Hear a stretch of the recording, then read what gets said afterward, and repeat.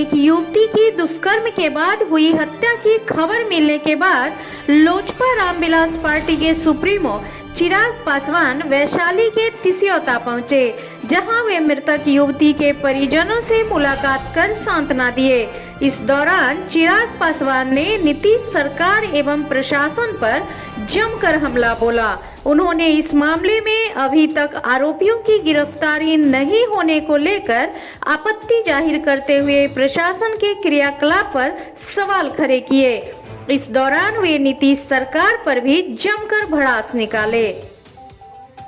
एक ऐसे परिवार की लड़की जो कि आर्थिक सामाजिक तौर पर उतना संपन्न नहीं है और उनको दबंगों ने जिस तरीके से, समाज के असामाजिक तत्वों ने जिस तरीके से उस परिवार के साथ ये दुराचार किया, ये अत्याचार किया, ऐसे में आज की तारीख में हम लोग बस मांग से इतनी करते हैं कि कम से कम उस लड़की को न्याय मिले।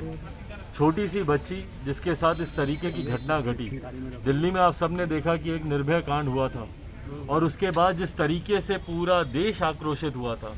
पर दुख इस बात का है कि वो निर्भया कांड बिहार में आए दिन होता है और मुख्यमंत्री नीतीश कुमार जी, जो कि हमारे प्रदेश के गृह मंत्री भी हैं, वो खामोशी से इन सारी बातों को देखते रहते हैं।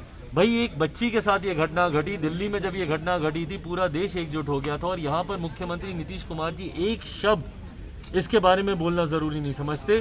पीड़ित परिवार से आके मिलना तो बहुत दूर की बात है, बहुत दूर की बात है कि वो आके पीड़ित परिवार से मिले, पर अभी तक उन्होंने इस घटना के बारे में एक शब्द बोलना ज़रूरी नहीं समझा।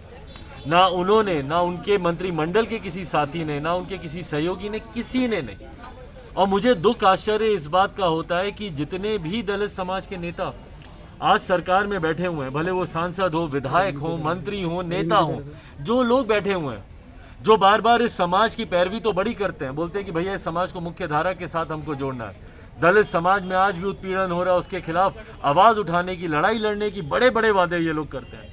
पर आज जब उसी परिवार की एक लड़की के साथ इतनी निंदनीय घटना घटी है, एक नेता, एक विधायक, एक सांसद कोई आके इन लोगों के साथ खड़ा होने को आज की तारीख में तैयार नहीं है।